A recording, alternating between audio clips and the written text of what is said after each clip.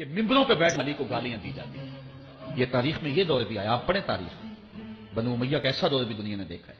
اسی لیے حضور نے فرمایا من سب علی فقد سبنی، جس نے میرے علی کو گالی دی اس نے مجھے گالی دی۔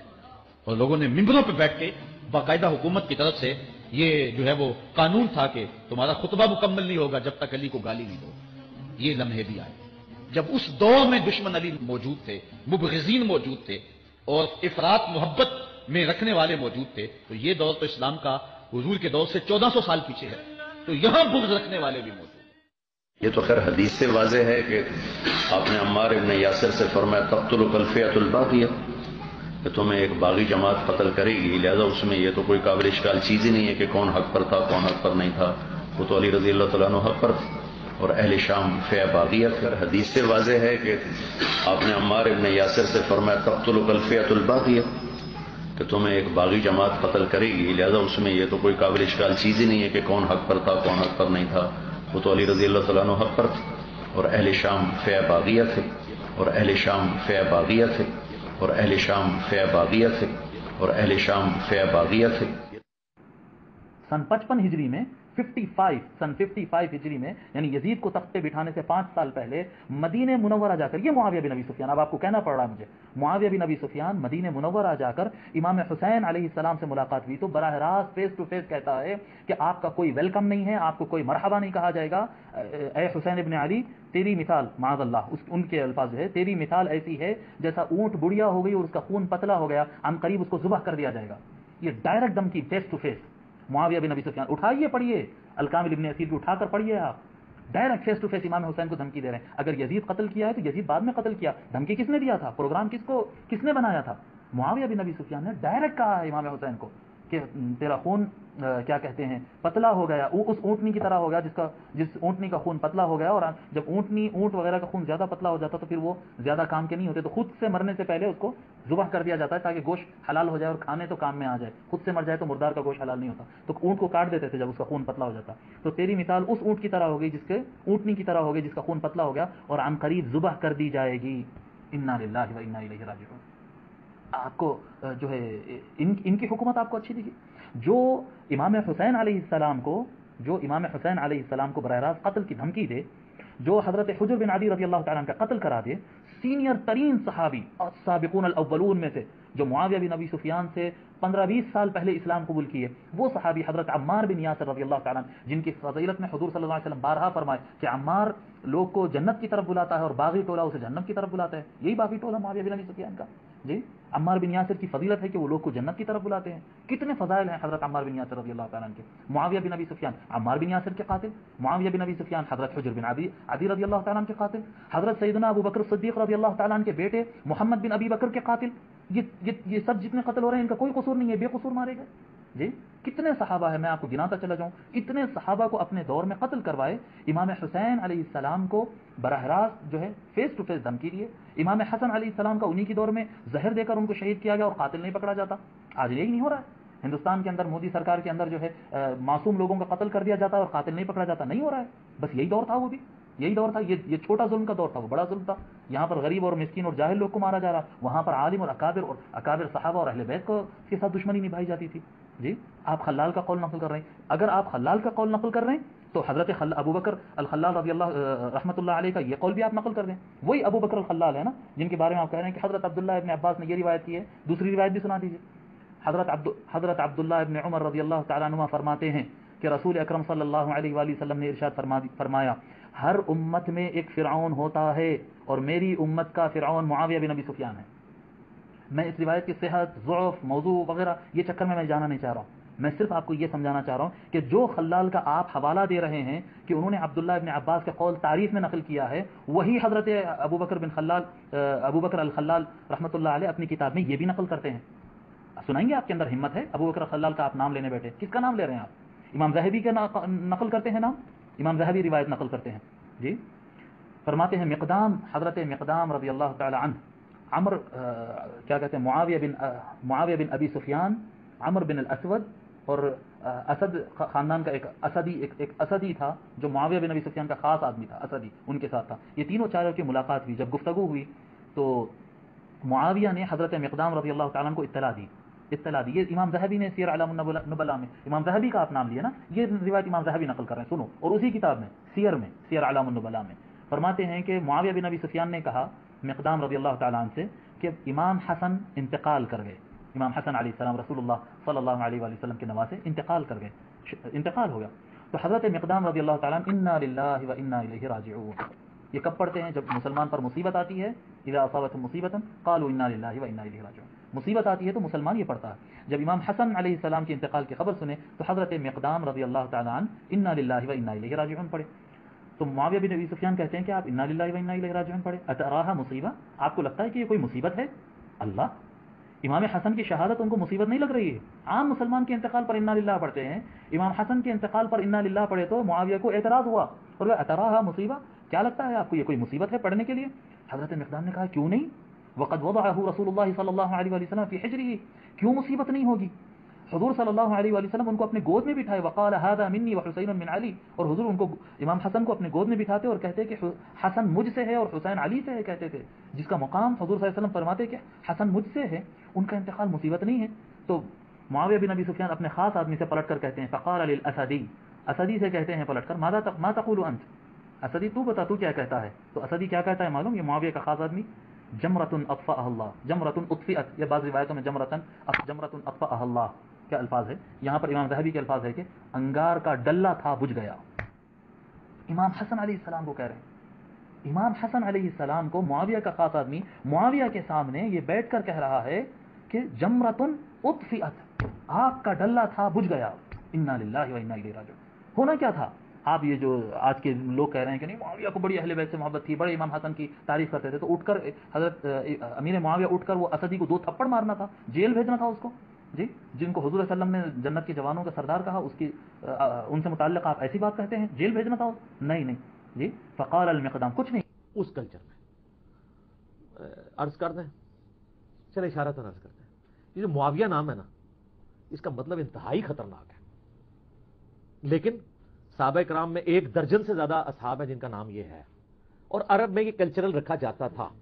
लेकिन अगर मैं आपको इसका मतलब बता दूं ना, तो आप कभी भूल के भी ये नाम ना रखें। लेकिन मैं बताऊंगा नहीं, क्योंकि मैं बताऊंगा तो उलमा वो मेरे क्लिप काटेंगे और कहेंगे देखो क्या बातें कर रहा है। तो आप इस नाम के ऊपर एक पूरी बहस होकर, एक बरेलवी आलिम है, उन्होंने एक पूरी किताब लिखी है तफ्ता ज़ानिया, इतनी मोटी आजकल आई, और उलमा के हल्कों में ज़लज़ले आए हुए हैं उनकी वजह से। उसमें उन्होंने इस नाम के ऊपर बहस की है, क्योंकि अब वो अरबी लिंग्विस्टिक के मास्टर हैं, सरफोनाफ के मास्टर हैं, मंतिक के इमाम हैं, और ऊपर से सबसे बड़ा कि वो आशिक रसूल होने का सर्टिफिकेट है, क्योंकि बरेलवी है। बरेलवी को तो किसी सर्टिफिकेट नहीं चाहिए होता, बाकी तो सारे गुस्ताख होते हैं। यानी मैं आपको जोक के तौर पर बात कर रहा हूँ। तो वो गर्देजी साहब कराची के आलिम है, उन्होंने किताब लिखी है, उसमें उन्होंने इस नाम के ऊपर पूरी बहस की है। उलमा से पूछ के चलें, आपको उलमा इधर उधर की बहुत कराएंगे, पहले से पूछेंगे पूछा किसने है, मतलब नहीं बताएंगे आपको, फिर अभी कभी आपको कुछ बताएंगे कभी कुछ बताएंगे, लेकिन सबको पता है इसका मतलब क्या है। लेकिन ये नाम रिनाउंस था, आप रख सकते हैं। खड़े होकर तलवार उठाई, जनाब मुआविया ने गलत किया, उनकी ये गलती है। आले सुन्नत व जमात के अकीदे के मुताबिक बाद ने इसको खताए मासियत करार दिया और बाद ने इसको खताए मुनकर इत्यादि करार दिया। जो शख्स ये कहे कि हजरत अली भी हक पे थे और उनके मुकाबले में आने वाले हक पे थे, वो खारजी और नासबी है।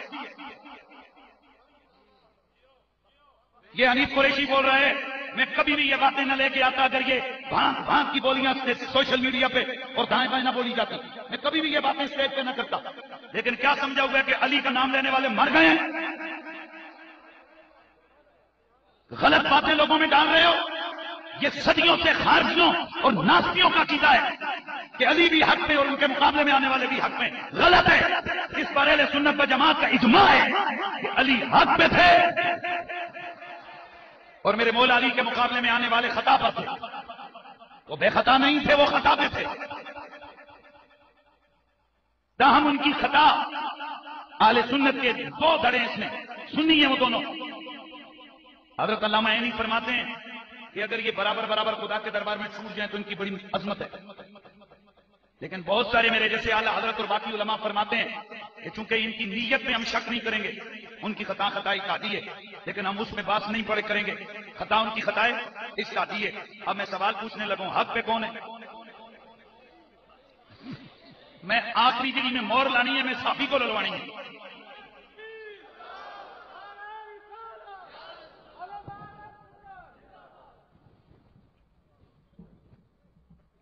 تشریف رکھیں.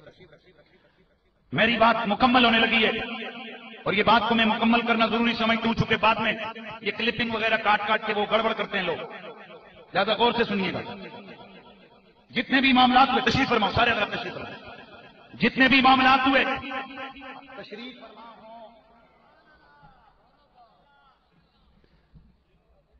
جتنے بھی معاملات ہوئے، حضرت علی، صدا لگاؤ حضرت علی، پھر بولو مولا علی.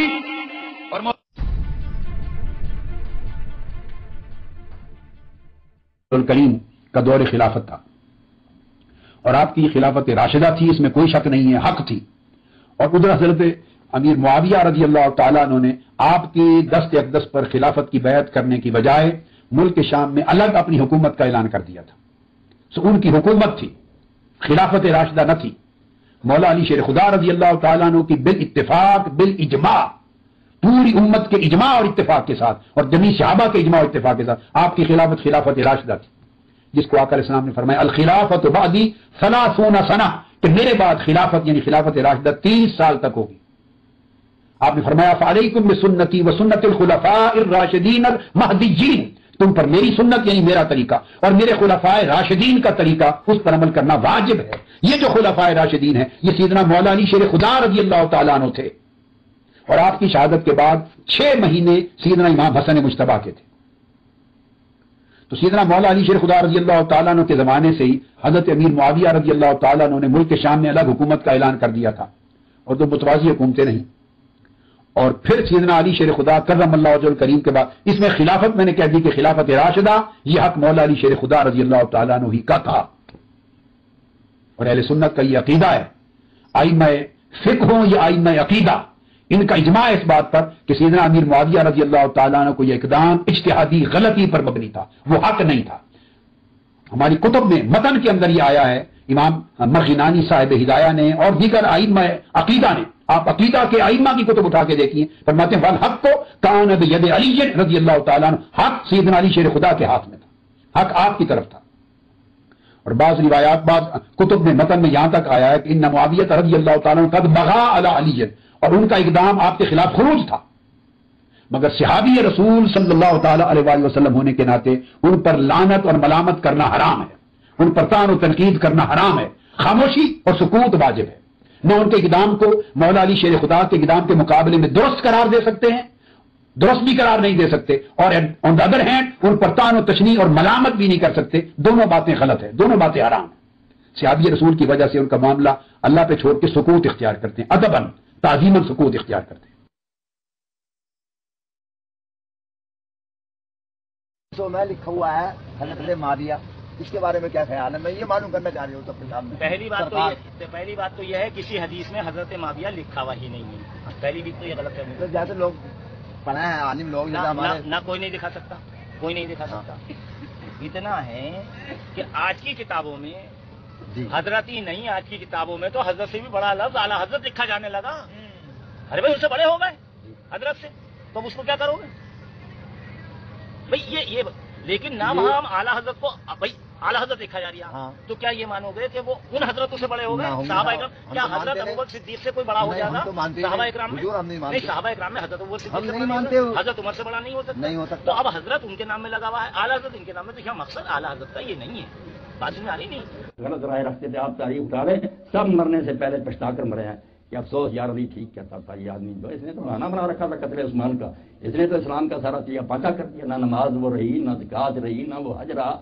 جو حج قرآن نے مقرر کیا تھا حج تمتع، ایک ہی سفر میں حج اور عمرہ دونوں تم کر سکتے، اس پر لوگوں کو مارنا شروع کر دیا. وہی کفر کا رواج، ایک سفر میں تم دونوں نہیں کر سکتے، وہ کرنا شروع کر دیا. نمازوں کے اوقات میں اتنی تبدیلی کہ لوگ جمعہ کا خطبہ اتنا لمبا کہ عصر کی نماز بیٹھے اشارے سے پڑھ لیتے، سجدہ بھی نہ کرتے.